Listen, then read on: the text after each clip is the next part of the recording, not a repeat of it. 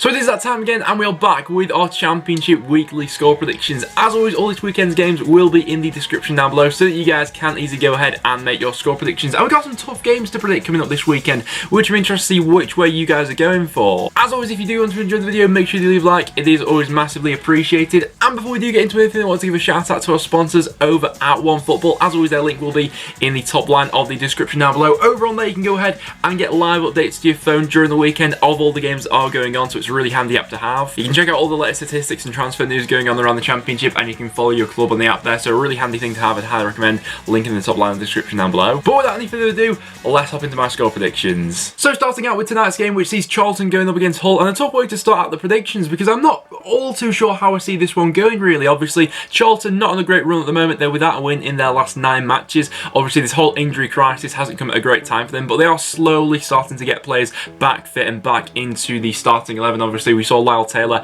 involved heavily in their last game, and he got very unlucky with a goal which was wrongly ruled out against Huddersfield. In that game, not their greatest performance of the season so far. Huddersfield had a lot of the ball and the majority of the chances going forward in that game, but even so, they did get unlucky with that goal being ruled out. Going up against a side like Hull, who can be very up and down, you never really know what you're going to get from Hull. Hull in their last match losing against Leeds United, they themselves got maybe a little bit unlucky in that game. They had one fantastic chance to level it, and then Leeds broke on the counter and made it 2-0 and killed off that game. So with Hull going forward, they certainly have the firepower to go on and win this game. You know, if Jared Bowen is in the form that he has been in all season so far, he's capable by himself of winning this match. But for a score prediction, I think I'm going to go for a 1-1 draw. Charlton have been drifting down the Championship lately. They're down to 17th now, but with how close it is in that region of the table, they only really need to put together 2 or 3 wins and they'll be bouncing straight back up. So for this one, I'm going to go for a 1-1 draw. FIFA's going to say 1-0 Charlton. As the early kick-off on Saturday, we see Birmingham going up against West Brom in what should be a very tasty local encounter. Neither side, I don't think, put in a great showing in midweek. Birmingham losing 2-0 at home against QPR in what was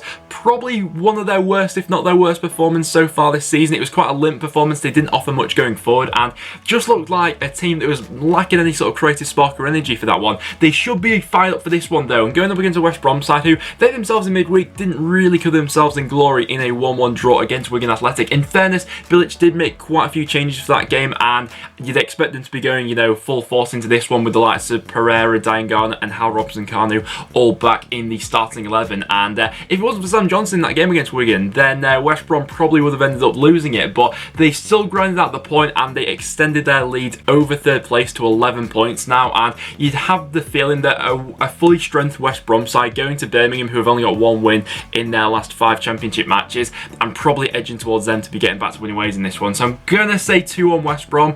FIFA's going to go with 2-0 West Brom. Our next game then sees Barnsley going up against QPR. Now, you would expect a lot of goals to be scored in this one. Neither side's had a great defensive record so far this season, but both teams have shown that they can score goals. Although saying that, QPR have kept 2 clean sheets in their last 2 matches now, so maybe this is a new thing for QPR going forward this season. But even saying that, I have liked Barnsley going forward. Even in midweek, I thought they probably should have got more than the 1 goal they scored against Reading. Once again, they shot themselves in the foot with a cheap goal they considered from a corner after dominating the game for large parts of it. And at Oakwell, we have seen Barnsley do that for a lot of the games they've had there so far this season. For this one though, I see it being quite stretched, quite end-to-end. Both sides are good going forward. QPR scored a brilliant goal in midweek. Bright Sai Samuel with a fantastic solo effort against Birmingham. Obviously, Eze's got a lot of the plaudits for QPR so far this season, but Sai Samuel is someone who, if he can add that final product, is a real prospect for them at QPR. They're a really good player on the ball. But for a score prediction, I think I am backing QPR for this one. They've got 2 successive wins in the Championship, look to be back on form at the moment, and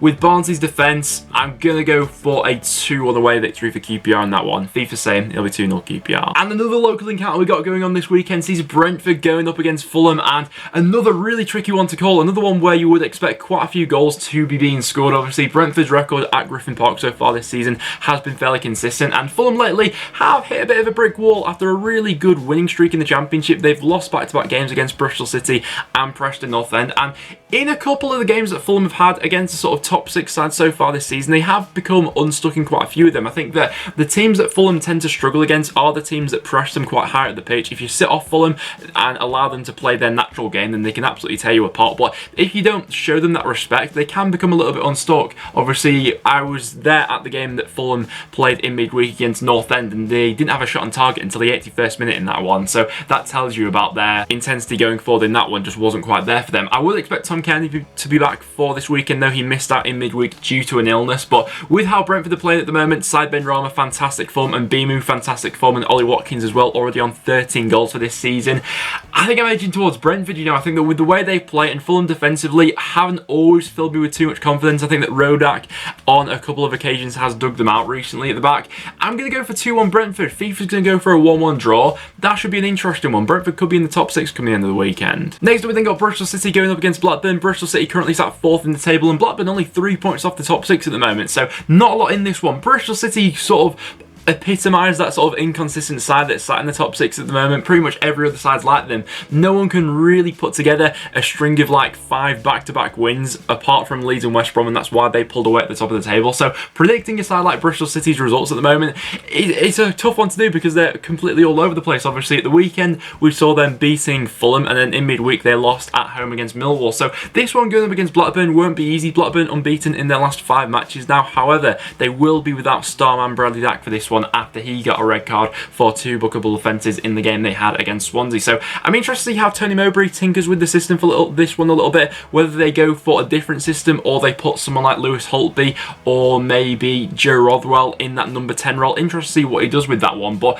Bristol City at the moment, they're a really tough side to predict. I've liked the people like Eliasson and Brownhill lately have been catching my eye for Bristol City. Those two operating in the sort of wider areas of that system. I think those two have been doing really well lately. But defensively, a little bit suspect at times, but with Blackburn without Bradley Dack, I'm going to back Bristol City. I'm going to go against the form book for that one. Say 1-0 Bristol City. FIFA's going to say 2-0 Blackburn. Nothing will surprise me from that one. Derby against Millwall is our next fixture. Garrett going back to his former club should be a tasty one for this one. But Derby at the moment, they got a 1-1 draw in midweek against Sheffield Wednesday. The last 2 games at home ending as 1-1 draws. Wasn't their greatest performance of the season so far. The first half they weren't brilliant. In the second half they improved, but that sort of came from Sheffield Wednesday inviting them on and sitting back a little bit more. Going up against a Millwall side, I'm interested to see how they approach this one. Away from home, they've certainly improved under Gary Rowett lately. I think that Millwall have been putting in some quite consistent performances away. Obviously, they beat Swansea a couple of weeks ago, and then in midweek, we saw them getting all 3 points away at Bristol City. Not an easy place to go to, Ashton Gate either. Jed Wallace really has been the player who's been catching my attention lately. 8 goals and 6 assists for the wide man so far this season. And for this one, I think I'm going to go for another 1-1 draw for Derby. You know, at home they seem to be fairly consistent, but just not doing enough to win matches at the moment. And with how Millwall set up, I think they could hurt Derby going forward. So I'm going to go for a 1-1 draw in that game. FIFA's going to say 1-0 Derby. And then we got Leeds going up against Cardiff. Leeds 7 wins in a row in the Championship. Them and West Brom really are pulling clear at the moment with that 11-point gap. Going up against Cardiff, who did lose their first match under new manager Neil Harris in midweek 2-1 against Brentford. Not their best performance. They sort of had a late surge towards the end of it, trying to get back into it, but ultimately they were out footballed by Brentford, and you'd have the feeling that the same might happen in this one. You'd expect Leeds to dominate in terms of chances created, possession and things like that. It's just a question of how long Cardiff can withhold that for, and if they've got any decent options moving forward on the counter. Obviously, Cardiff do have some players who are in form going forward at the moment. Lee Tomlin is a player who always catches my eye. Marlon Pack scored a fantastic goal against Brentford in midweek, but ultimately Leeds at the moment defensively are an absolute machine. I think they've kept 4 clean sheets in a row now in the Championship. Kiko Casilla has been fantastic for them after a bit of a dodgy debut year for Leeds. I think that he has absolutely excelled this year. The whole back line's been excellent. Alioski's been popping up with big goals for them lately. He's got 2 goals in his last 2 matches now. And moving forward for Leeds on the counter-attack, they've been absolutely ruthless lately. The speed they can play with is absolutely frightening. Obviously, having Pablo Hernandez back in the starting 11 at the moment is benefiting them as well. Helder Costa's really coming into form at the moment, and I can't really see past the Leeds win. I'm going to go 2-0 Leeds for this one, with FIFA saying it'll be 1-1. Then we got Nottingham Forest going up against Sheffield Wednesday, 5th going up against 8th in this encounter. Forest at home lately have become unstuck in a few of their matches. In the 9 home games they've had so far this season, they've only scored 10 goals, so they're averaging just about 1 goal a game at home at the moment, which isn't really doing enough to win them a consistent amount of matches at home to where they can really go ahead and cement themselves in the top 6. Obviously, it's very close at this region of the table at the moment. Sheffield Wednesday seem to be playing well for sort of 45 minutes at the moment and then letting it slide for the next 45 minutes. We saw a perfect example of that in midweek against Derby, where I thought they started out brilliantly. Stephen Fletcher scored a fantastic goal, and if they carried on with that momentum through that match, they probably would have gone on to get all 3 points from it. But for whatever reason, they decided to sit back in the second half. They made a couple of negative substitutions looking to shore things up at the back, and then ultimately Derby ended up getting back into the game. For this one, I see a similar occurrence really really. I'm going to go for a 1-1 draw, I think. FIFA's going to say it'll be a goalless 0-0 draw, but I don't think there'll be a lot to separate those two. Then we got North End going up against Luton. Preston finally getting back to winning ways with a 2-1 home victory over Fulham in midweek. Now, Preston may have some returning players coming back into the starting 11 for this one.